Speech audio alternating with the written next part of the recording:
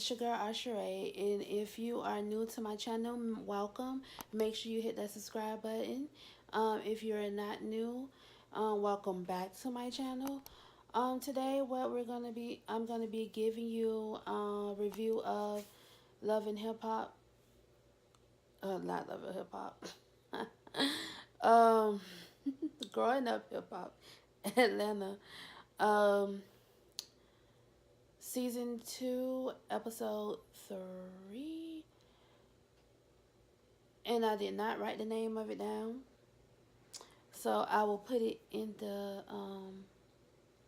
I'll put it in the title. Yeah. Cuz I did not write it down. Anyways, so basically this episode it was okay. It's my knee, y'all. I'm like comfortable. Hold on, let me adjust. Okay. So basically, this scene starts out with Brandon and Miss Deb, like where it left off. Brandon and Miss Deb are talking about um him wanting to do the record label or whatever, and she's trying to tell him it's not easy and blah blah blah, and he's just like, let me do me, and she's just like, I'm trying to warn you, but I'm like, Miss Deb, just let him do him. He's so adamant that he's gonna do it, so just let him go and let him do what he wants to do. So I don't know, Brandon, like he's just determined. He's determined to do everything on his own. So it is what it is. Just let him do it, and then when he falls on his behind, you know, he'll see that what you were trying to tell him, because he thinks he can do it, and maybe, you know, he can't. So then I'm not gonna go in order. I'm just gonna kind of jump around and talk about it, and because I want to come back to Miss Deb at the end of the review. So let's go into Bow Wow. He is, I don't know how to feel about this situation, because I just feel like he should let everything, or not really let it go. If you feel some type of way, like I said last time, he needs to go and talk to this person. But then when I see when talk to JD about everything, but then when I see him with his mom, you know, he was basically telling her the same thing. No, I don't want you to hear my music. You know, I want to do this on my own. But then he was also explaining to her that he wanted to do things. He wanted to do a different sound. He didn't want to do the same sound as before.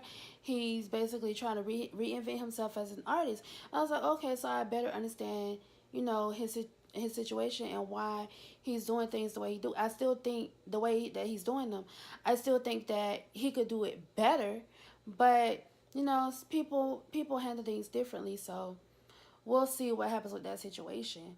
Um, I love the way he was with Shania and Shania's boyfriend. Like he was playing the big brother role, and like, you know, did you kiss my sister or did you do anything with my sister? I just thought that was cute. Him playing the big brother role. He did try to convince Zonique to go on tour with her mom. Zonique is T.I. and Tiny's daughter, and I was like, yeah, she should. Like, even though she feels like it will only be older people because Escape is an older group. I just feel like, you never know. Like, you could get somewhere even though you don't think that's your audience.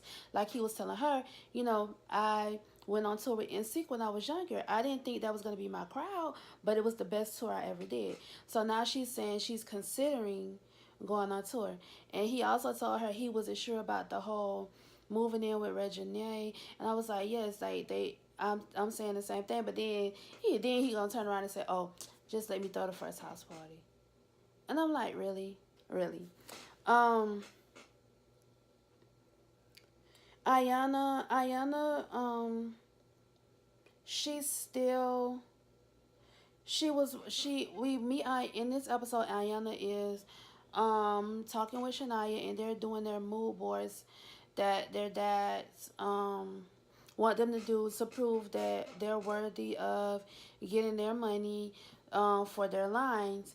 And they're talking, and um, Anaya basically brings up the breast reduction, and Shania asked her, how everyone felt. How does Amy feel? And of course, we talked about how Amy felt, and we talked about how I felt about how Amy felt, because I just thought that that was just wrong.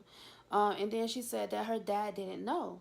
So then we go into a scene where she's talking to her dad about having a breast reduction, and he's just like, we talked about it, but we didn't talk about it. And she was like, well, I told you. He's like, no, you didn't. He said he remembered her saying it, but he didn't take her seriously. And so basically, I think he wants to support her, but he's scared because he said he had a friend who went down for a surgery and never came out of the surgery due to anesthesia, is what he was saying. And I felt bad for him because he was like kind of tearing up or whatever. But when I had my surgery, my anesthesiologist was kind of scared because they said it took me a long time to come from under my anesthesia. So I mean, it can happen. So that's maybe his fear. He doesn't want anything to happen to his baby girl. Okay. I didn't see Toya and Reginae this episode, and I saw something about them quitting growing up hip hop over editing, but I'm not sure if they finished taping this season or if they just stopped in the middle of the season. So I'm gonna research that to see, but they weren't in this episode like at all. So we'll see, and I'll let you guys know. So basically, I told you I was gonna come back to Miss Deb, and Miss Deb, I love Miss Deb. So basically, her artist Johnny Blaze. Um, so in this episode, Johnny, we get to know Johnny a little bit more, and she's talking about how she grew up and living paycheck to paycheck, and how she was homeless, and scripting was a way for her to provide for herself and everything like that. So I kind of felt like we got to know her a little bit more this episode and see a softer side of her, not what the tabloids portray her to be. um but the thing is, she promised Miss Deb that she was going to stop scripting, and someone called Miss Deb and told Miss Deb that they saw her on the pole scripting. So what does Miss Deb do? Miss Deb goes down to the script club and basically pulls Johnny off the pole. And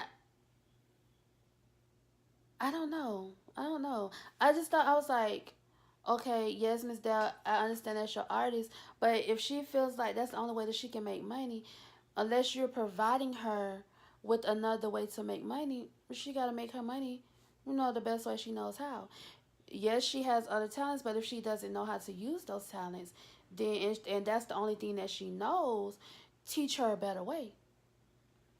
So basically, she called Johnny Blaze called Brandon. Brandon basically was like, I'm not your manager, I'm only your vocal coach, because he was in his feelings or whatever, and he hung up on her. So later on, Johnny goes over to where he is, and she's like, why'd you hang up on me? And he was like, I'm not your manager, I'm only your vocal coach. He was being a little, snappy to me. Y'all know how I feel about Brandon. I like him, but then I don't. Like, it's like a love-hate relationship. Anyways, so they were going back and forth, and then eventually he showed a softer side, and he kind of made me like him a little bit, because he was telling her, I will always be here for you, but not as a manager, or not as you may think I will be here for you. um I'm your friend, and I care about you, and I'm gonna and blah blah blah blah blah blah. And so he kind of showed a softer side. So, oh, Brandon, you trying to make me like you a little bit more, huh? So that's the side of Brandon I would like to see more. So this episode ends with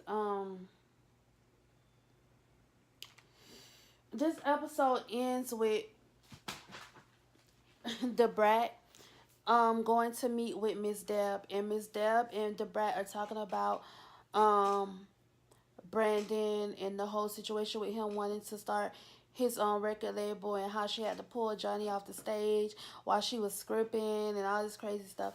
So basically, the brat was like, the whole Brandon situation. She just was like, let him go. You know, stop letting people use you. And I totally agree. Don't let people use you. If you know that you're doing something for someone and they don't appreciate it, let them go. And I totally agree with what the brat was saying. Let him go. He think he can write his own label. Let him figure it out. And when he fall on his ass, don't rescue him. Just let it go. And they were just saying how she's been in this situation before where she's helped artists and she's managed artists and she's done this and she's done that. And basically when they blow up, she becomes the bad guy. So that it was kind of, they were that kind of going back and forth between the Brandon situation and the Johnny Blaze situation. And she was saying how she always get these artists that she has to build up, that she basically brings them from nothing and builds them up to something, and then when they start to get traction, they leave her in the dust, and she doesn't get any credit for it. So yeah, I mean, this overall, it was the episode was okay. The highlight of this episode, honestly, for me, when Miss Dell went down there and pulled off the pole. And I was like, yes, Mama Bear, get her. But at the same time, if that's all she knows, Miss Deb, then that's all she knows. Give her something better. Teach her a better way. But yeah, guys, that's it. That's pretty much all I had to say about the episode. Um, yeah, I'm ready for next week because supposedly something big is gonna happen next week.